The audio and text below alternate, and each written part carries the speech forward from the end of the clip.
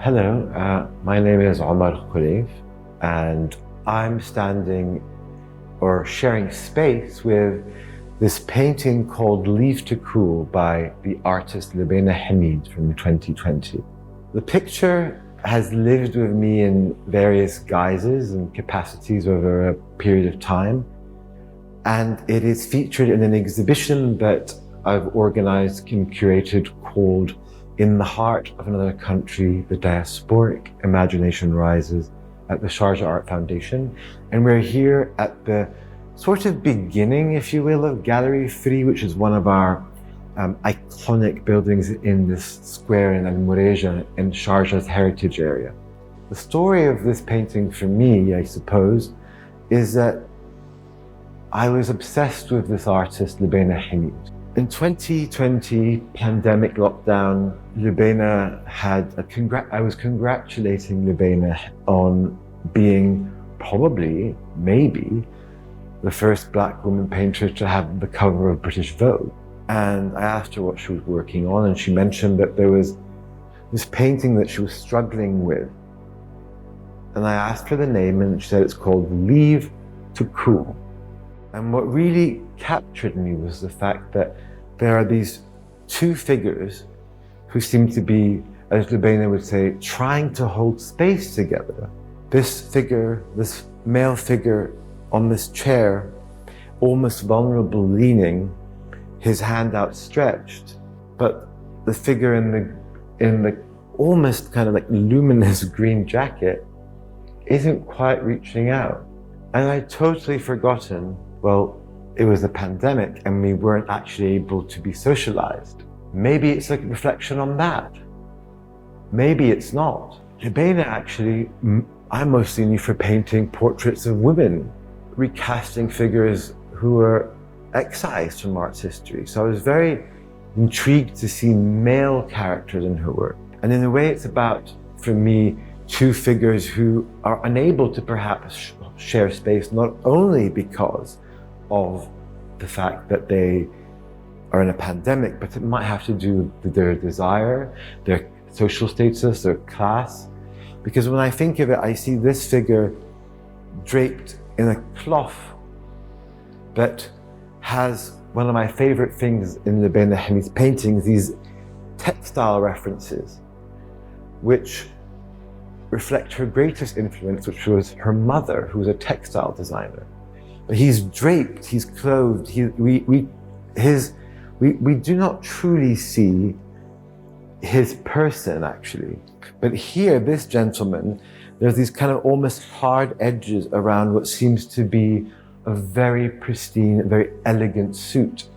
And for me, I thought, this is like a Dries Van Noten jacket, sports jacket. This person with great wealth and privilege.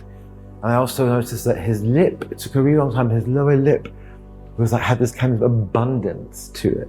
It's something almost like he extends beyond the confines of his body.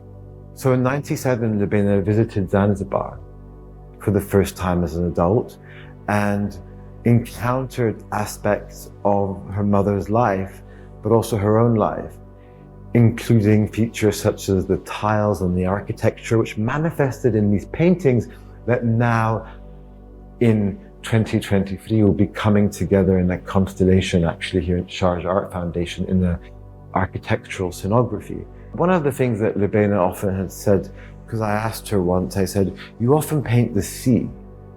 And she said, well, the sea has been there from the outset. It's something that indeed it can be beautiful, but for her from a very early age, it was obviously treacherous because it suggested a space, a life that was unknown to her mother at the time. So me too, as an individual, I also experienced that sense that movement was scary. To move from one place to another was not necessarily a good thing. I've always been obsessed with representations of the sea. As an author, I often conjure the sea. As a theoretician, I often use the sea as a metaphor. And so I've been obsessed with figures such as James W. Turner. But so has Lubaina, in a sense, in that the history of art is an index in which she constantly returns. And here, the way that the sea is depicted, the way that the undulations are almost gestural, is suggestive of something that could be indeed quite treacherous. It creates a perspective for us to then stand back and realize that we're in a room. We're not actually outside, but the sea feels very proximate. But then as we look down, there's also an elevation to one of the figures. At first, I thought maybe in a barber shop, but it's a platform like a stage.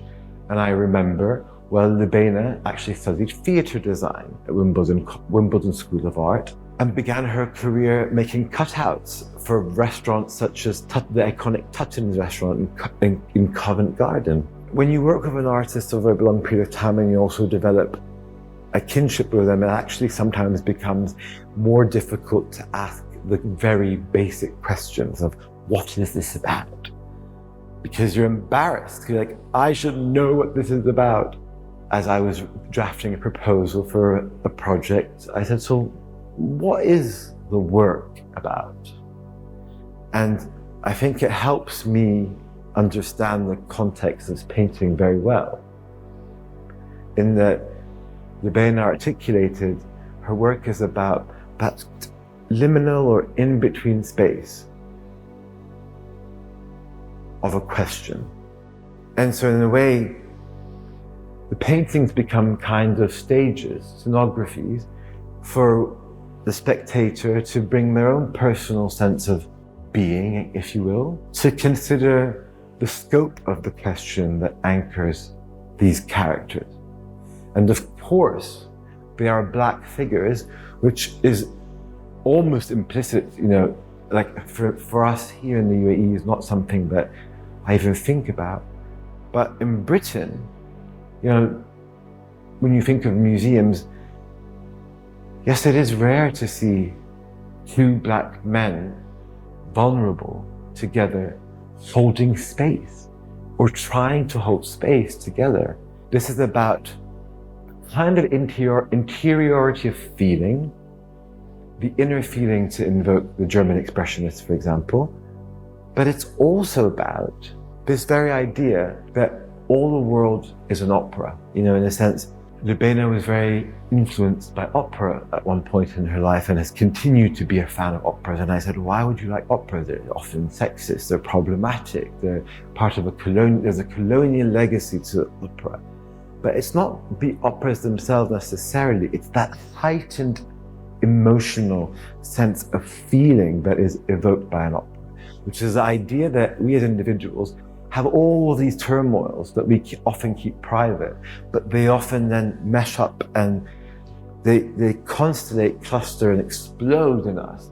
And there are moments when all the world feels like an opera, and it has that quality of it in that there's a framing of a stage, even the detail at the top here, which one could even perceive as a kind of curtain that's coming down on the stage. Just not quite, right?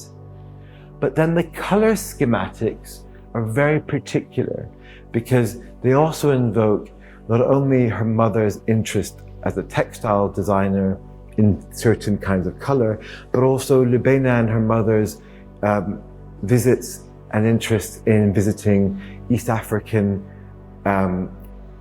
fabric shops, tanga shops in London, to attain material, to create pieces of clothing or to suture pieces of clothing that have been damaged. And in the end, I would say that the practice of Lubaina Himid as an artist, but also an artist who curates, who animates multiple worlds and schematics, it's about a kind of collective suturing, but it takes us into the intimacy and the intimate world of the individual. And that's why for me, not just as an author or curator or writer, or whatever it is that I do as a job, but as a human, I've always been so viscerally affected by her work, and in particular why I so love this effervescent but also melancholic painting in a sense.